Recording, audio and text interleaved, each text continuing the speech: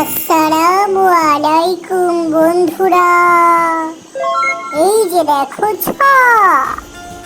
আজকে আমরা শিখব ছ দিয়ে গঠিত হয় এরকম 5টি শব্দ। ছতে হয় ছাতা, ছ আকার ছা আর ত আকার তা, একসাথে ছাতা।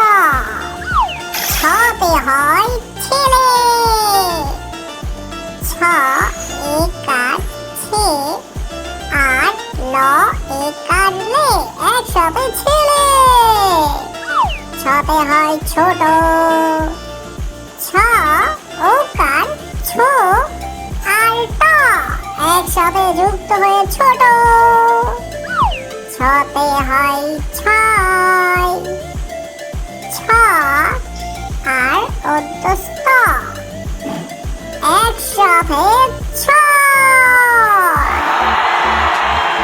ছতে হয় ছোলা, ছ ওকার ছো আর ল আকার লা, একসাথে ছোলা।